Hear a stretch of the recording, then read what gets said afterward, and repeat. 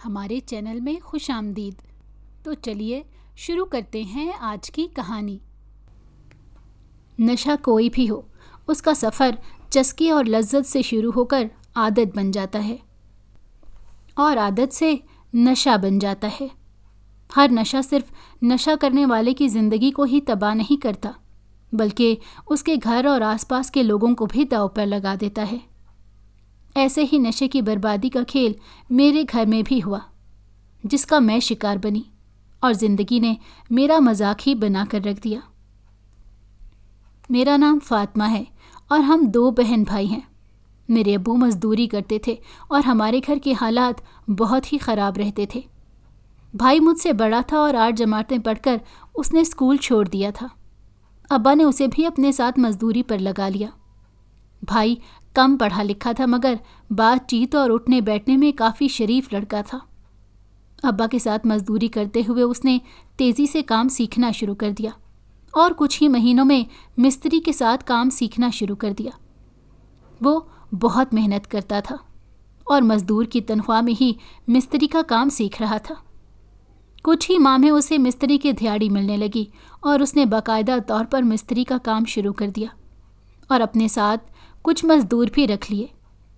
ہمارے گھر کے حالات اب بہتر ہونے والے تھے۔ میں بھائی سے 5 سال چھوٹی تھی اور ابھی اسکول میں پڑھ رہی تھی۔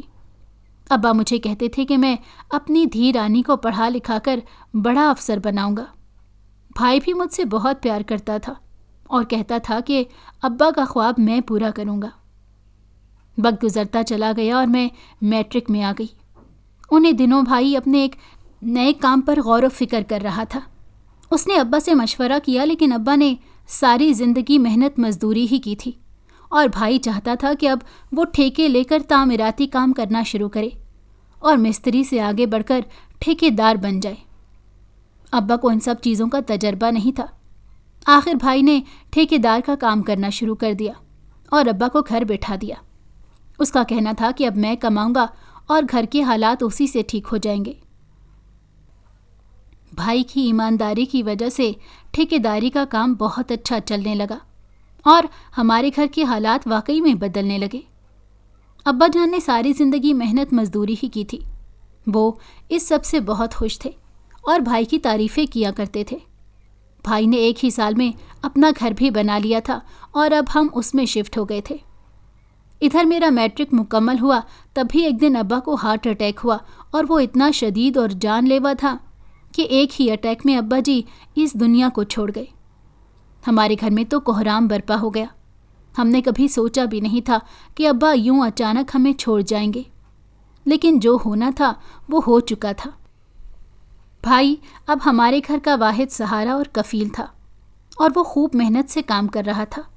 میرا دل ہی پڑھنے سے اور باقی چیزوں سے اٹھ چکا تھا، کیونکہ میں اپنے ابا کی بہت لاڈلی تھی اور اب میرے لاڈ اٹھانے والا ہمیشہ کے لیے جا چکا تھا۔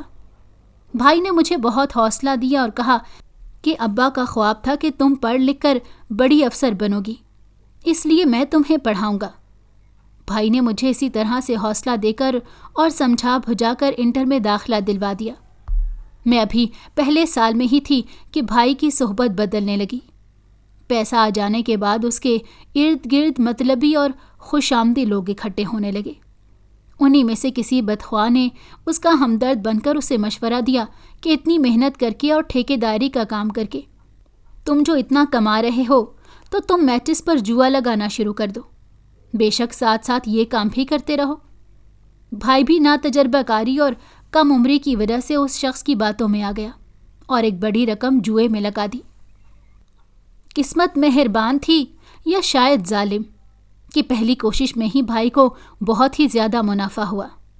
بھائی کو یہ کام بڑا ہی آسان لگا کہ جس میں نہ تو کلائنٹ کی بک بک تھی اور نہ ہی دوسرے کاموں کے لیے اتنی محنت کرنی پڑتی، اور بیٹھے بٹھائے اتنی بڑی رقم ہاتھ میں آ گئی۔ بھائی نے اپنی پہلی کامیابی کو ذہن میں رکھ کر اب جوا لگانا شروع کر دیا۔ وہ 1-2 بار ہارا بھی، لیکن ابھی تک قسمت اس کا ساتھ دے رہی تھی۔ میں ابھی بھی انٹر کے پہلے سال میں ہی تھی جب یہ سب ہوا۔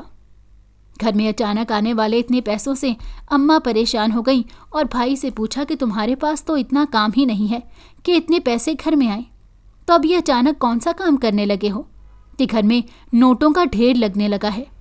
मुझे सच सच बताओ। भाई ने पहले तो इधर उधर की बातों से अम्मा को चक्कर देने की कोशिश की, लेकिन आखिर उसने सब कुछ सच सच बता ही दिया। अम्मा ये सब सुनकर बहुत ही ज़्यादा परेशान और फिक्रमंद हो गई और भाई को समझाया कि बेटा, तुम इतनी कम उम्री में अपनी मेहनत की वजह से इस मकाम पर पहुँचे हो। जुआ जितनी मर्जी फ़ायदा दे दे, लेकिन ये हराम है और उसमें कभी भी बरकत नहीं हो सकती। अम्मा ने अपनी इस्तिताअत के मुताबिक भाई को बहुत समझाने की कोशिश की।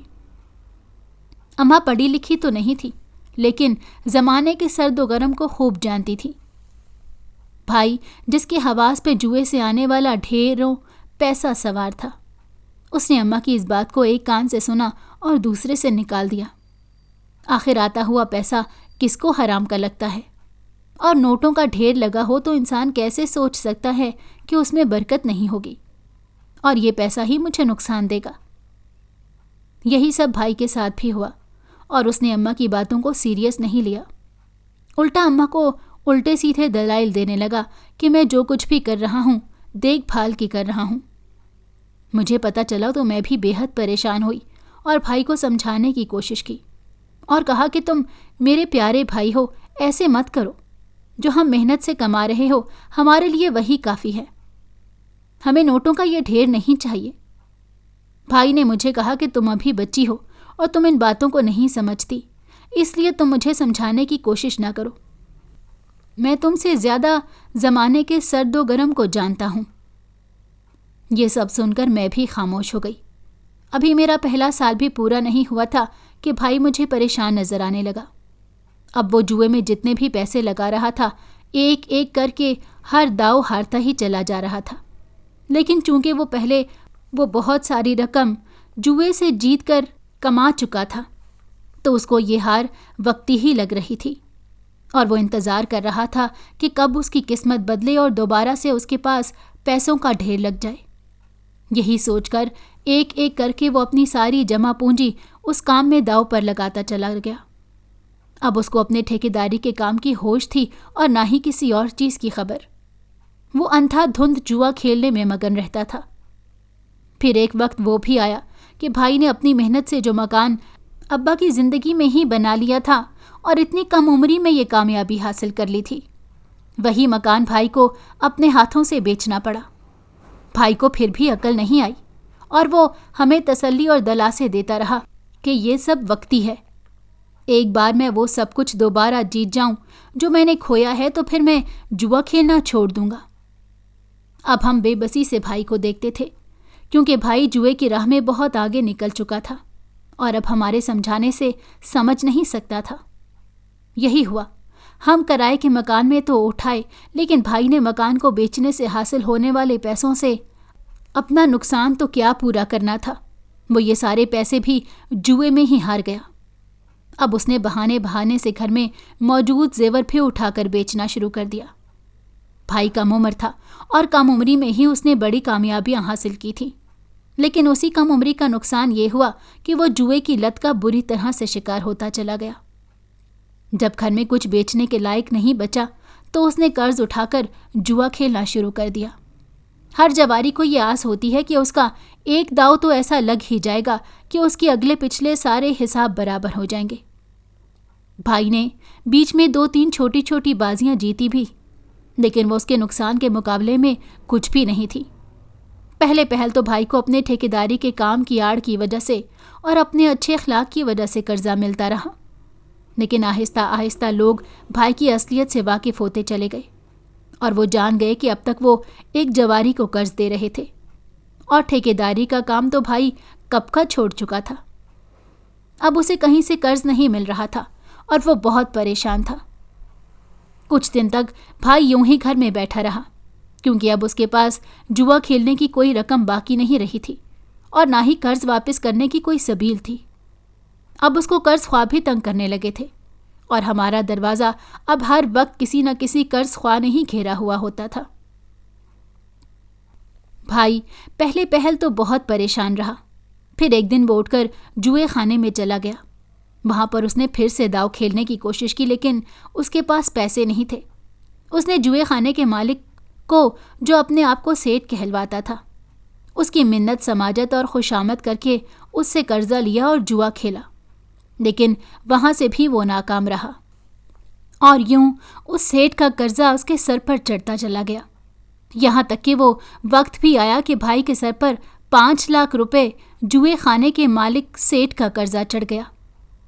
اس قرضے اور ناکامی سے بھائی کی مشکلات اور بھی زیادہ بڑھ گئیں، اور وہ ایک بار پھر گھر میں بند ہو گیا۔ کچھ دن بعد جوئے خانے کا مالک سیٹھ اپنے ساتھ غنڈے لے کر گھر آ پہنچا۔ جب بھائی مجبور ہو کر دروازہ کھولنے گیا تو اس نے اسے دھکا دیا اور وہ لوگ گھر میں داخل ہو گئے۔ وہ لوگ بھائی کو تھپڑ مار رہے تھے اور اسے قرضے کا مطالبہ کر رہے تھے۔ یہ سب دیکھ کر میں اور ماں آگے بڑھے اور میں نے بھائی کو بچانے کی کوشش کی، تو سیٹھ نے میری طرف دیکھا اور اپنے غنڈوں کو بھائی کو چھوڑنے کا کہا۔ پھر وہ میرے بھائی کو پکڑ کر گھسیٹتے ہوئے باہر لے گئے اور اسے نہ جانے کیا بات کی۔ جب بھائی گھر میں واپس آیا تو وہ چپ سا تھا۔ اگلے دن سے بھائی دوبارہ جوئے خانے میں جانے لگا۔ میں نے بھائی سے پوچھا بھی کہ آخر ایسا کیا ہوا کہ وہ سیٹھ تم پر ایک دم سے دوبارہ مہربان ہو گیا ہے؟ تو بھائی کہنے لگا کہ یہ تمہارا مسئلہ نہیں ہے، تم اپنی پڑھائی پر دھیان دو، میں اس سیٹھ کا سارا قرضہ اس کے منہ پر دے ماروں گا، تم اس معاملے میں پریشان مت ہو۔ یہ سب سن کر میں چپ ہو گئی۔ بھائی مسلسل ناکامیوں کی وجہ سے پہلے جیسا خوش اخلاق اور پیار سے بات کرنے والا نہیں رہا تھا، اور اب ہر بات پر ہی کاٹ کھانے کو دوڑتا تھا۔ بھائی کی فطرت بدل کر رہ گئی تھی۔ یہ شاید حرام کے کام اور پیسے کا اثر تھا کہ جس نے بھائی کی فطرت ہی تباہ کر دی تھی۔ جب گھر میں فاقے کی نوبت آنے لگی تو ماں نے سلائی کا کام پھر سے شروع کر لیا۔ وہ پہلے بھی ابا کی مزدوری کے دنوں میں سلائی کر کے گھر کے خرچے میں ابا کا ہاتھ بٹایا کرتی تھیں۔ اماں کو اس بڑھاپے میں بھائی کی کامیابی کے بعد سے ایسی شدید ناکامی اور بے راہ روی کا دکھ سہنا پڑ رہا تھا، اور یہ سب اماں کے لیے بہت ہی زیادہ صدمے کی بات تھی۔ لیکن اپنی بیٹی کا منہ دیکھتے ہوئے اماں نے دوبارہ سے سلائی کرنا شروع کر دی اور مجھ پر زور دیا کہ میں اپنی پڑھائی جاری رکھوں۔ اب میرا دوسرا سال ختم ہونے والا تھا اور پھر میرا انٹر مکمل ہو جاتا۔ بھائی روز ہی اب جوئے خانے میں چلا جاتا تھا اور یوں ہی پہلے کی طرح ہر بار ہی ناکام واپس آتا تھا۔ بھائی کی آنکھیں بجھ کر رہ گئی تھیں اور اس کی صحت بہت کمزور ہو گئی تھی۔ تبھی ہمیں کسی سے پتہ چلا کہ بھائی نے نشے کا استعمال بھی شروع کر دیا ہے، لیکن ابھی تک اس نے گھر میں کبھی بھی نشہ نہیں کیا تھا۔ وہ جو کچھ بھی کرتا تھا باہر ہی کرتا تھا، اور گھر میں آ کر ایسا کچھ بھی نہیں کرتا تھا۔ ہم یہ سب سن کر بہت پریشان تھے اور ہم نے اپنی سی پوری کوشش کر لی تھی کہ بھائی جس راہ کا مسافر ہو گیا تھا اس سے واپسی اتنی آسان نہیں تھی۔ اماں میری طرف سے بہت فکر مند رہنے لگی تھی اور کہتی تھی کہ ایک بار جس کے منہ کو حرام کا چسکا لگ جائے وہ رشتوں کی قدر و قیمت بھی بھول جاتا ہے، اور میرا بیٹا اور تمہارا بھائی تو دو حرام کاموں کا شکار ہو چکا ہے۔ ایک جوئے کی لت ہی کیا کم تھی کہ اب تمہارا بھائی نشہ بھی کرنے لگا ہے۔ میں بھی ساری صورتحال سے بہت پریشان تھی، اور اب بھائی کی بدلی ہوئی فطرت اور بھائی کی طرف دیکھتے ہوئے مجھے خوف آتا تھا۔ گھر کے حالات خراب سے خراب تر ہوتے چلے جا رہے تھے، اور اب گھر میں اکثر ہی کھانے کو بھی کچھ نہیں ہوتا تھا۔ بھائی کی جواری فطرت کی وجہ سے محلے کے لوگ امی سے کپڑے بھی سلائی کروانے سے کترانے لگے تھے، اور انہیں لگتا تھا کہ جس گھر میں ایک جواری موجود ہو وہاں ان کے کپڑوں کو نقصان کا خدشہ ہوگا۔ لوگ دبے لفظوں میں امی کو کہنے لگے تھے کہ اپنے بیٹے سے بچ کر رہو، یہ کسی دن گھر کی چیزوں کے ساتھ ساتھ تم ماں بیٹی کو بھی فروخت کر دے گا۔ ہم نے بھی ایسے بہت سارے کیس دیکھ رکھے تھے، لیکن ہم ابھی تک پر امید تھے کہ بھائی ایسا نہیں کرے گا۔ اماں نے لوگوں کی منت سماجت کی، لیکن بات نہیں بنی۔ اماں کا سلائی کا کام اب کم سے کم ہوتا چلا جا رہا تھا۔ میرا انٹر اسی دوران مکمل ہوا اور میں گھر کے حالات کو دیکھتے ہوئے مزید آگے پڑھائی جاری نہیں رکھ سکی۔ میں نے اماں سے بات کر کے نزدیک ہی واقع ایک اسکول میں چھوٹی سی جاب کر لی۔ ایک انٹر پاس ٹیچر کی کتنی تنخواہ ہو سکتی تھی، لیکن مجھے یہ تھوڑی تنخواہ بھی بہت لگ رہی تھی، کیونکہ اس سے ہمارے گھر کا خرچ چل سکتا تھا۔ اس کے ساتھ ساتھ اماں نے سلائی کے کام کو بھی جاری رکھا اور ساتھ ہی لوگوں کے گھروں میں بھی کام کرنے لگی۔ हम भाई को हर रोज़ ही समझाते थे, लेकिन भाई हमारी किसी बात को नहीं समझता था। उल्टा हमारे समझाने पर भाई हम पर गुस्सा करने लगता था और घर में तोड़ फोड़ शुरू कर देता था। मुसलसल नाकामियों और अपनी हार का गुस्सा अब वो हम पर निकालने लगा था और इन मुसलसल शिकस्तों ने उसे अंदर से तोड़ दिया था। अब वो इंतहाई चिड़चिड़ा, बद-इख्लाक, सुस्त और काहिल हो गया था। कभी कभी तो भाई को देखकर ये यकीन नहीं होता था कि ये वही लड़का है जिसने इतनी कम उम्री में इतनी तरक्की की थी कि अपना घर खुद बना लिया था। अब अम्मा ने भाई को कहा भी कि तुम दोबारा से ठेकेदारी या मिस्त्री का काम ही शुरू कर लो। कुछ 4 पैसे हाथ में आएंगे तो कर्ज वालों को भी पैसे दे सकेंगे और घर का हाल भी कुछ बेहतर हो जाएगा। लेकिन भाई के सर पर जुआ कुछ इस बुरी तरह से सवार था कि उसने इन सारी बातों को मानने से इनकार कर दिया। वो हर वक्त नए से नए दाव लगाने की तरकीबें सोचता रहता था और हमें कहता था, एक बार ये दाव कामयाब हो गया तो जिंदगी भर कुछ करके खाने की ज़रूरत नहीं पड़ेगी। हम लोग भाई की इस काया पलट को लेकर बहुत ज़्यादा परेशान थे। दूसरी तरफ मेरे स्कूल में भी आखिरकार ये इल्म हो ही गया कि मेरा भाई जुआ खेलता है। इस बात को बुनियाद बनाकर पहले तो प्रिंसिपल ने मुझे निकालने की कोशिश की, लेकिन मैंने उसकी मिन्नत समाजत की तो वो मुझे रखने पर राज़ी हो गया। लेकिन अब वो मुझे भी एक जवारी की बहन समझते हुए मुझ पर गंदी नज़रें रखने लगा और बहाने बहाने से मुझे छेड़ने लगा। मैं बहुत ज़्यादा परेशान थी। हमारे दिन रात अब रोते हुए ही गुजरते थे। हम माँ बेटी एक दूसरे से अपने दुखड़े कहती थीं और रोती रहती थीं। जब स्कूल के प्रिंसिपल की ओबाशाना हरकतें ज़्यादा ही बढ़ गईं तो मैंने तंग आकर वो जॉब छोड़ दी और कुछ दूर एक और स्कूल में जॉब कर ली। लेकिन एक जवारी की बहन को कितनी इज्जत मिल सकती है, उसका मुझे अंदाज़ा हो ही गया था। मसला ये था कि घर में खाने को कुछ ना होता अगर मैं जॉब ना करती, क्योंकि अम्मा के कमाए हुए पैसों को भाई अक्सर अब चोरी करने लगा था। पहले तो मिन्नत समाजत करके वो अम्मा से पैसे ले जाता था और जुए में उड़ा देता था, लेकिन अब वो ज़बरदस्ती भी लेने लगा था और अम्मा के डांटने पर और बातें सुनाने पर वो अम्मा के साथ भी बदकलामी पर उतर आता। हद तो उस दिन हुई जिस दिन मेरे समझाने पर भाई ने मुझ पर भी हाथ उठा दिया। भाई ने मुझे कई थप्पड़ मारे और मुझे कहा कि तुम होती कौन हो मुझे समझाने वाली। मैं घर का सरबराह हूं और यहाँ वही होगा जो मैं चाहूँगा। ये कहकर वो पैर पटकता हुआ घर से बाहर चला गया। मैं सदमे के आलम में गुमसुम बैठी रह गई।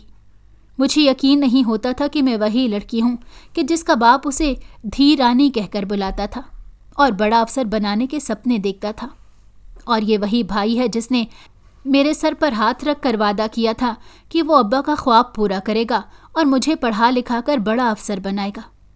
आज उसी भाई ने सारी चीज़ें बालाए ताक रखते हुए मुझ पर हाथ उठा दिया था और एक लम्हे के लिए भी उसकी आंखों में पछतावा और शर्मिंदगी नज़र नहीं आई थी।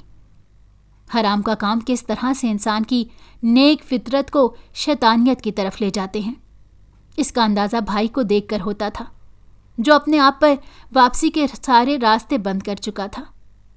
अभी भी भाई की उम्र कम थी और वो अभी सिर्फ 27 साल का था।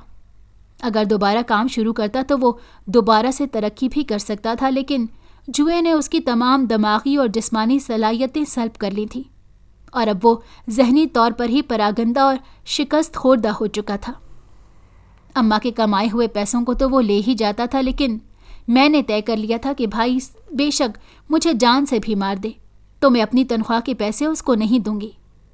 उसके लिए मैंने ये तरीका अख्तियार किया कि मुझे स्कूल से जो तनख्वाह मिलती थी मैं घर आने से पहले ही दुकान पर चली जाती और महीने भर का राशन उठा लेती। जो चंद पैसे बाकी बचते उन्हें मैं अच्छी तरह से छुपा कर घर में लाती और अम्मा को बताए बगैर कहीं न कहीं रख देती। अम्मा को जब ज़रूरत होती तब वो मुझसे पैसे मांग लेती थीं। उन्होंने भी मुझसे पूछने की कोशिश नहीं की थी कि मैं पैसे कहाँ रखती हूँ। घर के हालात की वजह से घर घर जैसा नहीं रहा था, बल्कि एक कैद खाना और जहन्नुम बन गया था। हम माँ बेटी तो एक दूसरे को देख देख कर मजबूर थीं, लेकिन भाई को तो भी किसी भी रिश्ते का पास बाकी नहीं रहा था। नौबत अब यहाँ तक आ गई थी कि भाई पहले तो पैसे चोरी करके जुए और नशे की लत पूरी करता था, अब उसने पैसे ज़बरदस्ती भी छीनना शुरू कर दिए थे और इंतहाई ढिठाई और बेशर्मी से रोज़ घर में आकर पूछता था कि तुम दोनों आज क्या कमा कर लाई हो। हम लोग बेबसी और गम के मारे भाई के चेहरे की तरफ देख कर रह जाते थे। हम गरीब ज़रूर थे, लेकिन हमारे घर का माहौल ऐसा कभी नहीं रहा था जैसा भाई की वजह से होता चला जा रहा था। लेकिन भाई को इन सब की परवाह ही कब थी। उसका दिमाग बस अब नशे के खुमार और जुए की लत में मुब्तला रहता था, और उन दो चीज़ों के अलावा वो दुनिया भर की किसी भी चीज़ के बारे में नहीं सोचता था। अब तो भाई के पास से गंदी बदबू भी आने लगी थी, क्योंकि वो कई कई दिन नहाता नहीं था और ना ही कपड़े बदलता था। दूसरा, नशे ने उसकी सारी सफाई पसंदी ख़त्म कर दी थी। कभी कभार अम्मा की बात मानकर महीने में 1-2 बार नहा लेता था, लेकिन महीने भर एक जैसे ही कपड़े पहने रखता था। वो बिल्कुल ही सड़क छाप फकीर और नशेई लोगों की तरह हो गया था। मुसलसल नाकामियों ने मेरे भाई की पूरी शख्सियत को ही मस्ख कर दिया था।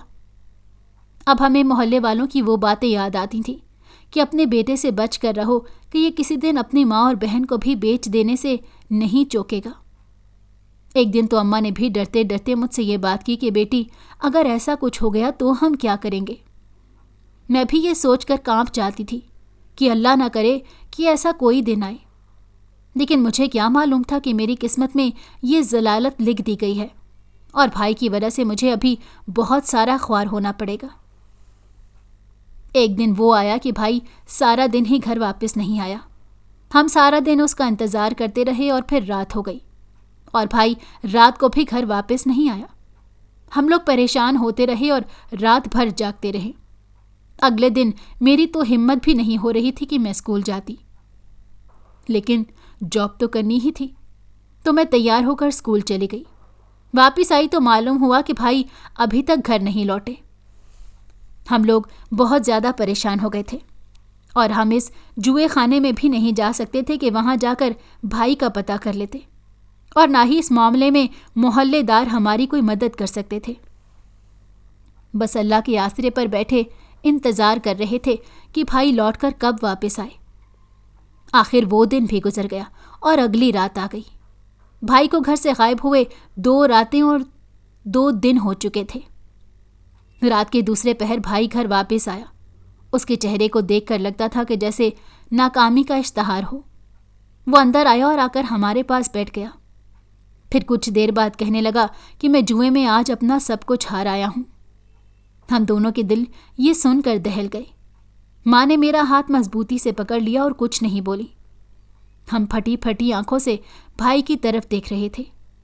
भाई ने जब देखा कि उसकी बात पर हम दोनों खामोश हैं तो उसे एकदम से गुस्सा आ गया, जैसा कि वो बदअखलाक और चिड़चिड़ा हो चुका था और नशे ने उसके दिमाग को अपने कब्जे में कर लिया था। इसी तरह से वो पैर पटक कर उठा और मेरी तरफ इशारा करके कहने लगा कि मैं इसे जुए में हार आया हूँ। अब इसे तैयार रखना, कल वो सेठ आएगा जिसके पैसे मैंने देने हैं। वो इसे निकाह करके यहाँ से ले जाएगा।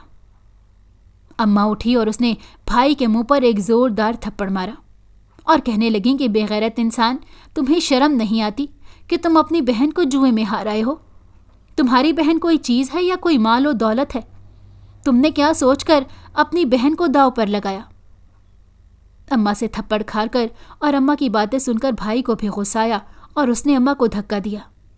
अम्मा ज़मीन पर जा गिरती अगर मैं अम्मा को लपक कर पकड़ न लेती। भाई गुस्से की आलम में कहने लगा कि अगर तुम लोग ऐसे नहीं मानोगे तो वो ज़बरदस्ती भी उठा कर ले जा सकता है। ये कहकर भाई नशे की आलम में लड़खड़ाता हुआ अपने कमरे में चला गया। हम दोनों में तो रोने की हिम्मत भी बाकी नहीं रही थी और आने वाले हालात का सोच सोचकर हमारे दिल दहल रहे थे। माँ ने मुझे मजबूती से अपने बाजुओं में जकड़ा हुआ था और मुसलसल रोए चली जा रही थी। हमें नहीं मालूम था कि ये कौन सा सेठ है। अगर तो ये वही था जो उस दिन घर आया था और अपने गुंडों की मदद से उसने भाई की पिटाई की थी, तो वो निहायत ही शैतान सिफ्त आदमी था।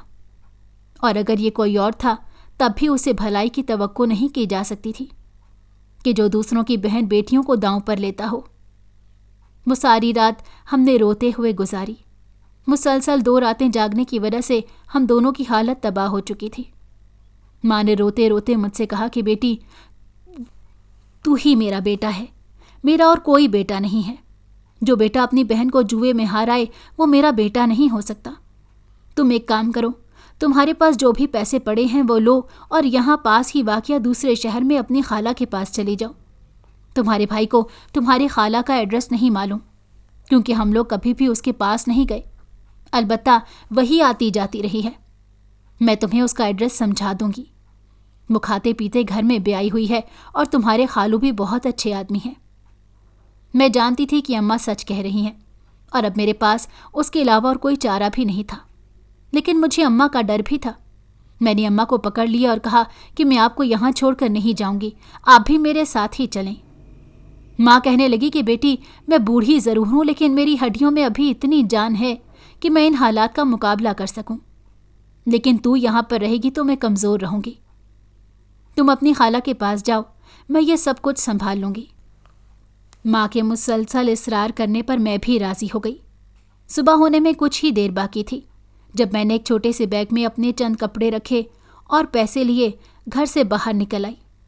زندگی میں پہلی بار میں نے دوسرے شہر کا سفر کرنا تھا۔ میں چپکے سے اپنے آپ کو اچھی طرح عبائے میں اور چادر میں چھپائے ان گلیوں سے نکل آئی اور رکشہ پکڑ کر اڈے پر پہنچی اور چپ چاپ جا کر دوسرے شہر جانے والی بس میں بیٹھ گئی۔ کسی نے مجھ سے کوئی سوال نہیں کیا اور یوں میں اپنی خالہ کے گھر بھی پہنچ گئی۔ خالہ نے یوں اچانک مجھے اپنے گھر آتے ہوئے دیکھا تو وہ بے تحاشا پریشان ہو گئی۔ اس وقت صبح کے 10 بج رہے تھے جب میں خالہ کے پاس پہنچی اور خالو کام پر جا چکے تھے۔ خالہ مجھے دیکھتے ہی بہت زیادہ پریشان ہو گئیں اور لپک کر میرے پاس آ گئیں۔ میری خالہ کی کوئی بیٹی نہیں تھی اور اس کے 2 بیٹے ہی تھے، جن میں سے ایک مجھ سے 2 سال بڑا تھا اور ایک مجھ سے تقریباً 8 سال چھوٹا تھا۔ خالہ میری امی کی چھوٹی بہن تھی۔ خالہ نے مجھے لپک کر سنبھالا۔ وہ میری شکل دیکھتے ہی سمجھ گئی تھی کہ کوئی نہ کوئی مسئلہ ہوا ہے۔ انہوں نے فوراً مجھے اپنے کمرے میں بٹھایا اور مجھے پانی وغیرہ پلایا۔ اس کے بعد مجھ سے پوچھا کہ بیٹی، مجھے بتاؤ کیا بات ہوئی ہے۔ اس وقت تک ہم نے اپنے گھر کے حالات کسی کو بھی نہیں بتائے تھے۔ میں نے روتے ہوئے شروع سے خالہ کو ایک ایک بات بتانا شروع کی۔ جب میں خاموش ہوئی تو خالہ کی آنکھوں سے آنسو بہہ رہے تھے اور وہ کہہ رہی تھی کہ بیٹی، تم نے مجھے ایک فون کر دینا تھا، ہم سب سنبھال لیتے، تم نے تو ہمیں غیر کر دیا، یہاں تک کہ بات تم پر آ گئی اور میرے بھانجے نے اپنی بہن کو ہی داؤ پر لگا دیا۔ مجھے بتایا ہوتا تو یہ نوبت نہ آتی۔ خالہ نے اسی وقت فون کر کے خالو کو واپس بلا لیا اور اپنے دونوں بیٹوں کو بھی واپس بلا لیا۔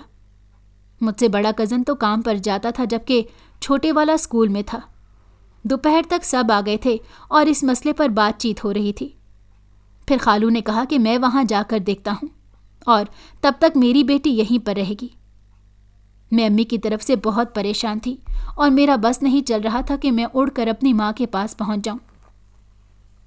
خالو وہاں سے ہمارے شہر چلے گئے اور میں خالہ کے پاس رہ گئی۔ خالو 2 دن بعد واپس آئے اور انہوں نے مجھ سے کوئی بات نہیں کی۔ وہ سیدھے خالہ کو لے کر اپنے کمرے میں چلے گئے اور دروازہ بند کر لیا۔ کچھ دیر بعد جب وہ دونوں باہر نکلے تو دونوں کے چہرے مطمئن اور پرسکون تھے۔ اس کے بعد انہوں نے اپنے بڑے بیٹے کو بلایا اور اس سے کوئی بات کی۔ کچھ ہی دیر میں ہم سب واپس جانے کو تیار تھے۔ جب ہم واپس پہنچے تو امی گھر میں اکیلی ہی تھی اور بھائی کا حسب معمول کوئی اتا پتہ نہیں تھا۔ خالہ نے وہاں جاتے ہی اپنی بہن کو گلے لگا لیا۔ دونوں بہنوں نے رو دھو کر خوب دکھ سکھ کیے۔ اس کے بعد تو میں گھر کو سنبھالنے میں مگن ہو گئی اور خالہ خالو امی کے پاس بیٹھے باتیں کرنے لگے۔ شام کو بھائی گھر واپس آیا تو وہ بھی ان سب کو دیکھ کر حیران ہو گیا۔ ان سب کو دیکھتے ہی اس کی آنکھوں میں شرمندگی نظر آ رہی تھی، لیکن مجھے دیکھتے ہی اس کی آنکھوں میں غصے کا الاؤ دہک اٹھا۔ خالو نے اپنے بڑے بیٹے کو اشارہ کیا اور خود بھی اٹھ گئے۔ ان دونوں نے بھائی کو پکڑا اور زبردستی گھسیٹتے ہوئے اندر کمرے میں لے گئے اور دروازہ بند کر لیا۔ کچھ دیر تک اندر سے بھائی کی چیخو پکار کی آوازیں آتی رہیں۔ میں بے چین ہو گئی اور بھائی کے کمرے کی طرف بڑھی تو پیچھے سے خالہ نے مجھے پکڑ لیا اور اپنے پاس بٹھا دیا۔ خالہ کہنے لگیں کہ بیٹی پریشان مت ہو، سب ٹھیک ہو جائے گا۔ مجھے معلوم ہو گیا تھا کہ اندر میرا کزن اور میرے خالو مل کر میرے بھائی کی طبیعت صاف کر رہے ہیں۔ اس کے بعد وہ تینوں باہر نکلے اور بھائی کو لا کر میرے پاس میرے پیروں میں بٹھا دیا بھائی نے روتے ہوئے مجھ سے معافی مانگی۔ اسی اثنا میں دروازے کی بیل بجی اور میں ڈر گئی۔ مجھے ڈرتے دیکھ کر خالہ نے مجھے اپنے گلے سے لگا لیا اور کہنے لگیں کہ بیٹی تمہیں پتہ بھی ہے کہ اب ہم لوگ یہاں پر ہیں، پھر تمہیں پریشان ہونے کی کوئی ضرورت نہیں۔ باہر ڈاکٹرز کی ایک ٹیم تھی، انہوں نے اندر آ کر بھائی کا چیک اپ کیا اور خالو سے کچھ بات بھی کی۔ خالو اور بھائی نے بھی کچھ کاغذات پر دستخط کیے۔ اس کے بعد وہ لوگ بھائی کو اپنے ساتھ لے کر چلے گئے۔ میں اس سب سسپینس کو دیکھتے ہوئے بے تحاشا بے چینی کا شکار ہو رہی تھی، کیونکہ پچھلے 4 دن سے مجھے کچھ بھی نہیں بتایا گیا تھا اور سب کچھ خالہ، خالو اور امی کے درمیان ہی طے پا رہا تھا۔ میری بے چین شکل اور بھائی کے لیے بے تابی کو دیکھتے ہوئے خالہ نے ایک بار پھر مسکرا کر مجھے اپنے گلے سے لگا لیا اور کہنے لگیں کہ تم تو میری ہی بیٹی ہو، پریشان مت ہو۔ اس کے بعد انہوں نے مجھے اپنے پاس بٹھا کر ساری صورتحال بتائی۔ جب خالو اکیلے یہاں پر آئے تھے تو انہوں نے آ کر سیٹھ سے بات چیت کی اور اس کا کچھ قرضہ موقع پر چکا دیا اور کچھ دیگر قرض خواہوں کا قرض بھی چکا دیا۔ خالو کا بہت اچھا کاروبار تھا اور وہ بہت ہی اچھے دل کے آدمی تھے۔ بھائی سے ان کی ملاقات تو نہیں ہوئی تھی، لیکن گھر کی صورتحال کو دیکھتے ہوئے وہ ساری باتیں سمجھ گئے تھے۔ اس کے بعد خالہ خالو نے میری امی سے بات کی اور میرے اس کزن کا رشتہ مجھ سے کرنے پر امی بھی آمادہ ہو گئی، جو مجھ سے 2 سال بڑا تھا اور ہم لوگوں کے ساتھ ہی آیا تھا۔ یہ بات بھائی کو بھی بتا دی گئی تھی، صرف میں ہی اب تک اس بات سے انجان تھی۔ اب جب میرے رشتے کی بات میرے سامنے ہو رہی تھی تو میری نظریں ہی شرم کے مارے نہیں اٹھ رہی تھیں۔ خالو نے میرے سر پر ہاتھ رکھا اور کہا کہ میرے بھائی کا یہ خواب تھا کہ وہ تمہیں پڑھا لکھا کر بڑا افسر بنائے۔ میرا یہ بیٹا جو اب تمہارا شوہر ہوگا، اسے بھی اس بات پر کوئی اعتراض نہیں ہے کہ تم اپنی تعلیم جاری رکھو اور اپنے ابو کے خواب کو پورا کرو۔ میں یہ سب سن رہی تھی اور چشم تصور سے اپنے ابو کو یاد کر رہی تھی۔ ابو کی یاد آتے ہی میری آنکھوں سے آنسو بہنے لگے۔ میرے ابو کی محبت اور ماں باپ کی دعاؤں کی بدولت اللہ رب العزت نے مجھے اس ذلت کے گڑھے سے بچا لیا کہ جو قسمت نے میرے مقدر میں لکھ دیا تھا۔ آج اس واقعے کو 10 سال گزر چکے ہیں۔ میں اپنے گھر میں بہت خوش ہوں۔ میں نے اپنے ابو کے خواب کو بھی پورا کیا اور ماسٹرز کرنے کے بعد مقابلے کے امتحان میں شرکت کی۔ آج میں محکمہ واسا میں ایک اچھی پوسٹ پر ہوں اور میرا رینک ایک SDO لیول کے افسر کے برابر ہے۔ میری امی بھی اب بہت خوش رہتی ہیں۔ بھائی کو جو لوگ لے کر گئے تھے وہ دراصل منشیات کے خلاف کام کرنے والا ایک ادارہ تھا، جنہوں نے بھائی کو ماہر نفسیات سے چیک اپ کروایا اور بھائی کا مکمل علاج ہوا۔ اس کے بعد بھائی نے دوبارہ سے اپنے ٹھیکیداری کا کام شروع کیا اور جوئے اور دیگر نشوں سے توبہ کر لی۔ آج بھائی کا بہت اچھا کاروبار ہے۔ بھائی کی شادی ہو چکی ہے اور وہ بھی اپنے گھر میں بہت خوش ہے۔ امی اب بھائی کے ساتھ ہی رہتی ہیں اور اب میں بھی گاہے بگاہے امی سے ملنے کے لیے امی کے پاس آتی جاتی رہتی ہوں۔ یہ تھی میری زندگی کی کہانی۔ آپ اسے پڑھ کر بتائیں کہ آپ کو میری کہانی کیسی لگی۔ اس بارے میں اپنی رائے سے کامنٹس میں ضرور آگاہ کیجیے۔ اگر آپ کو ہماری کہانی پسند آئی ہو تو ہمارے چینل کو لائک کریں اور سبسکرائب کر دیں۔ بیل نوٹیفیکیشن کو بھی آن کر دیں تاکہ ہماری آنے والی ہر مزیدار کہانی آپ کو وقت پر ملتی رہے۔